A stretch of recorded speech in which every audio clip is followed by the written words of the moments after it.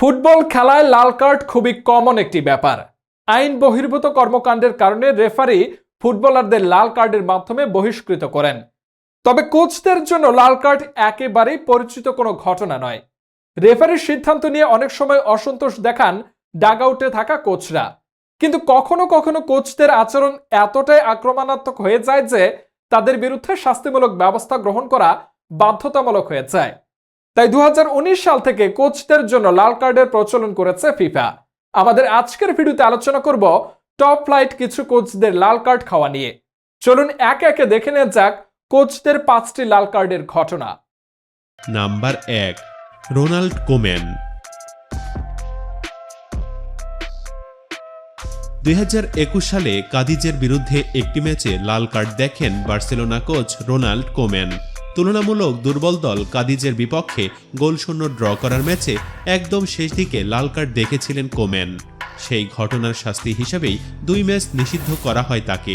মূলত নিষেধাজ্ঞাটি বাড়তি 1 ম্যাচের, কেননা লাল কার্ড দেখায় এমনিতেই 1 ম্যাচ বাহিরে থাকতে হতো কোম্যানকে। এর সঙ্গে স্প্যানিশ ফুটবল ফেডারেশন যোগ করে আরও 1 ম্যাচ। চতুর্থ রেফারির সঙ্গে আক্রমণাত্মক ব্যবহারের কারণে দেওয়া হয় এই শাস্তি।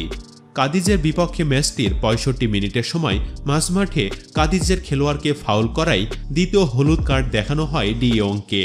কিন্তু টিভি রিপ্লেতে দেখা যায় প্রতিপক্ষের পায়ে লাগার আগে বলে লাথি মেরেছিলেন ডাচ মিডফিল্ডার, তবু লাল কার্ড দেখান রেফারি।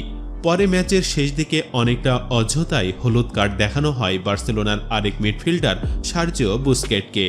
সেই সিদ্ধান্তের প্রতিবাদ করায় লাল কার্ড দেখেন দলের coach Koeman. Number 2, Nuno Espirito Santos. ঘটনা 2019 সালের। উলভারহ্যাম্পটন মাঠে নেমেছিল লেস্টার সিটির বিরুদ্ধে। সেই ম্যাচে শেষের দিকে রেফারি যে কোনো সময় শেষ বাঁশি বাজাবেন। ম্যাচে তখন 3-3 সমতা। 93 মিনিটে বক্সের ভেতরে বল পেয়ে ডান পায়ের দারুণ শটে হ্যাট্রিক পূর্ণ করেন দিয়েগো জোতা। উলভারহ্যাম্পটন পেল জয়সূচক গোল। মাঠে ফুটবলারের উদযাপন দেখে ডাগআউটে দাঁড়ানো Wolves coach Nuno Espirito Santos নিজেকে আর ধরে রাখতে পারেননি। দৌড়ে মাঠের ভেতরে এসে ফুটবলারদের সাথে উদযাপনে মেতে ওঠেন। বাঁধভাঙ্গা এই উদযাপনের জন্য অবশ্য মূল্য দিতে হয়েছে সান্তোকে। মাঠে ঢুকে পড়ায় রেফারি রিগারি লাল কার্ড দেখান সান্তোকে। Number 3, Jose Mourinho. ঘটনা 2022 সালের ফেব্রুয়ারি মাসের। ইতালিয়ান লিগে ঘরের মাঠে হেলাস ভেরোনোর বিপক্ষে প্রথমে 2-0 পিছিয়ে পড়ে 2-2 গোলে ড্র নিয়ে মাঠ ছাড়ে রোমা। তবে রোমার এই কোচ ম্যাচ চলাকালীন এক পর্যায়ে মেজাজ হারান এবং ডাগআউট থেকে বলে কিক মেরে গ্যালারিতে দর্শকদের মাঝে পাঠিয়ে দেন। শেষ বাঁশি বাজার আগে এমন কাণ্ড ঘটান মরিনহো। তার এমন কাণ্ড দেখে রেফারি দৌড়ে গিয়ে লাল কার্ড দেখান তাকে। এর আগে ম্যাচ জুড়ে মরিনহোকে খ্যাপাটে ভাব দেখা গেছে।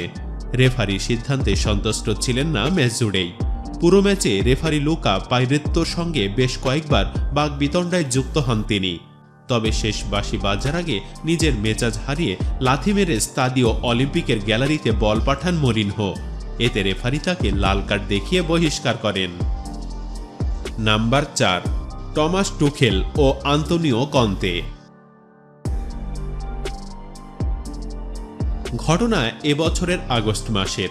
মাঠে নেমেছিল চেলসি এবং টটেনহাম। এই ম্যাচে 2 দলের কোচকে লাল কার্ড দেখান রেফারি। টটেনহামের কোচ আন্তোনিও কন্তে তো এমনিতেই খ্যাপাটে মানুষ, মেজাজ চড়া চেলসির কোচ টমাস টুখেলেরও। তো এই 2 কোচ যখন মুখোমুখি হন, সেই ম্যাচটা কি আর নিরাপত্তায় থাকতে পারে? স্টামফোর্ড ব্রিজে আর চেলসি টটেনহাম ম্যাচেও তাই পাওয়া গেল উত্তেজনার গমগমে আজ। খেলোয়াড়েরা তো ক্ষণে ক্ষণে মেজাজ হারিয়েছেনই, হাতাহাতি লেগে গিয়েছিল 2 কোচেরও। উত্তেজনা ছাড়ানো ম্যাচটি শেষ পর্যন্ত ড্র হয় 2-2 গোলে। আসল ঘটনা, ম্যাচ শেষে হাত মেলাতে গিয়ে লেগে ঝগড়া যায় কন্তে টুখেলের। দুজনকে ছাড়াতে এগিয়ে আসতে হয় 2 দলের কোচিং স্টাফ ও রেফারিদের। শেষ পর্যন্ত দুজনকেই লাল কার্ড দেখান রেফারি। এ নিয়ে 2 দলের খেলোয়াড়দের মধ্যেও ছড়িয়ে পড়ে উত্তেজনা। ভাগ্যিস সেটা মারামারি পর্যন্ত গড়ায়নি। Number 5, Jose Mourinho.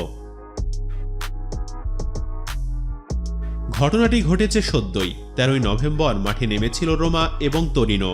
ঘটনা ম্যাচের 89 মিনিটের। রেফারির একটি সিদ্ধান্ত নিয়ে খেপে যান মরিনহো। এখানেই শেষ নয়, রেগে গিয়ে মরিনহো রেফারির বাবা মা তুলে গালি দিয়ে বসেন। ফলে মুহূর্তে রেফারি এই কোচকে লাল কার্ড দেখান। পরে অবশ্য সংবাদ সম্মেলনে ক্ষমা চেয়েছেন মরিনহো।